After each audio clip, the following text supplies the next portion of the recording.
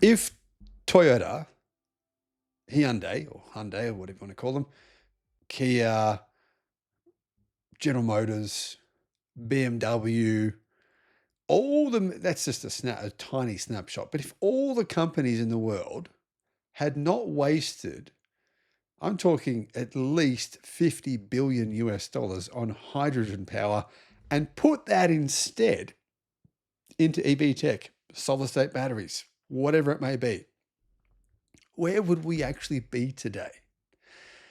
Now, if you're wondering what I'm talking about is this. There has been so many times when governments, in particular, fleets and organizations, have ordered these ridiculous hydrogen-powered vehicles, and they have lost huge amounts of money. It's not just car companies that have lost huge amounts of money.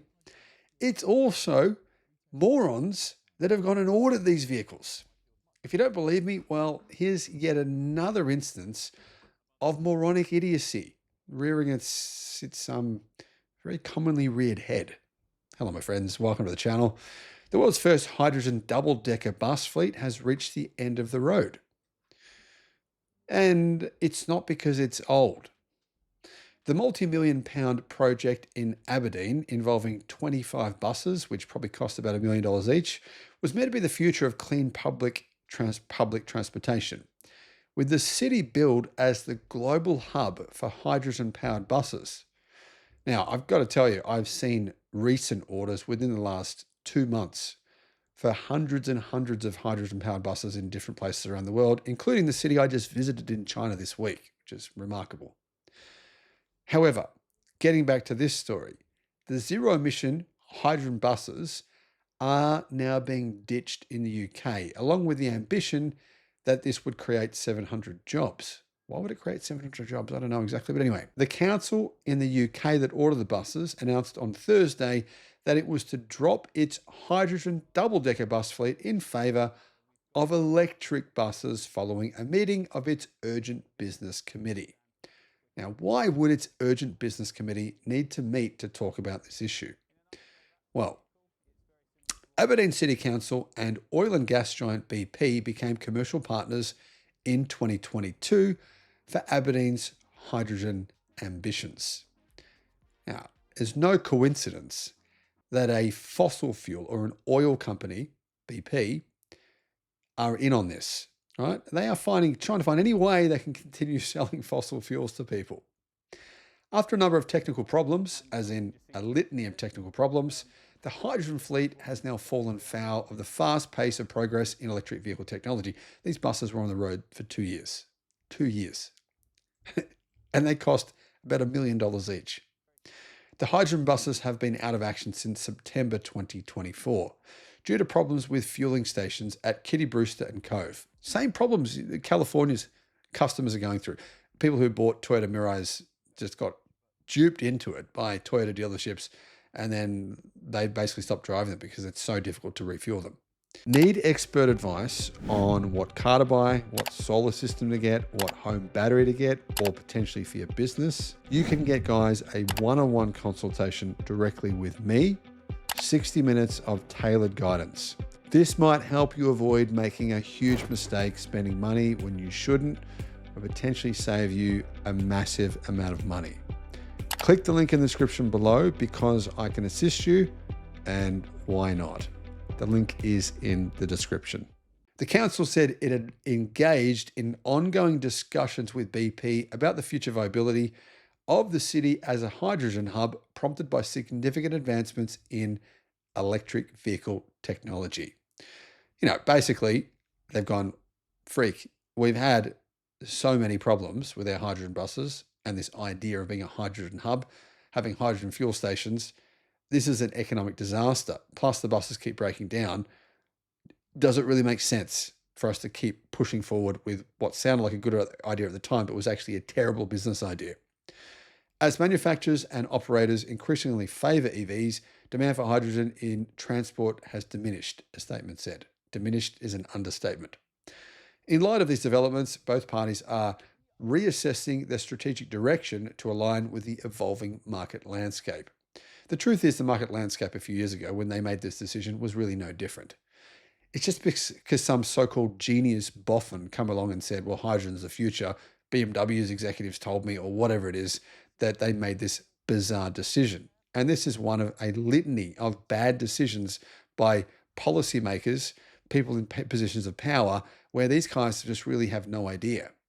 The council will now negotiate the transfer of its joint venture from BP and move towards a full transition towards electric vehicles.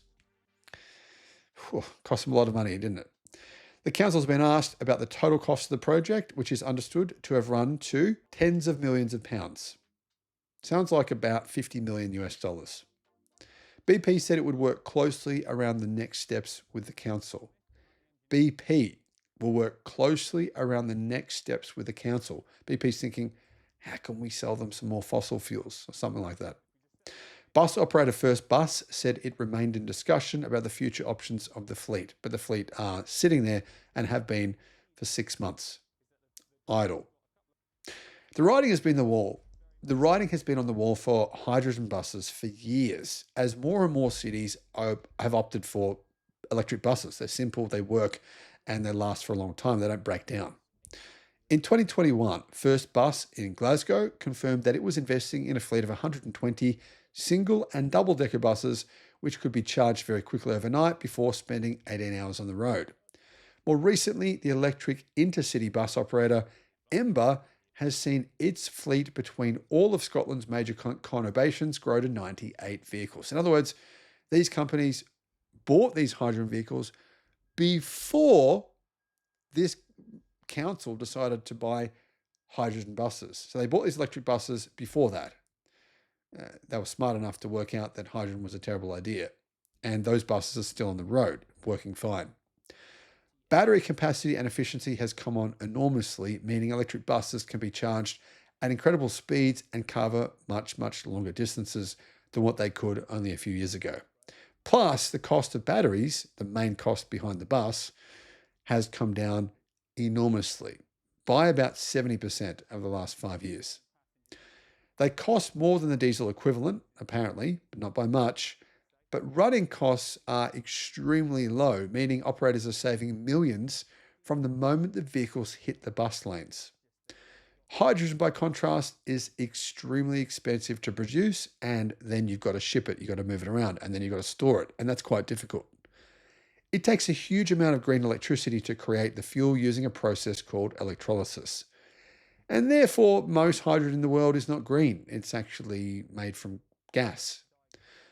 While it has the advantage that the bus can be refueled in a matter of minutes rather than hours, that premium is now perceived as not worth paying. For one, hydrogen is extremely expensive, around 7 times more expensive than gasoline.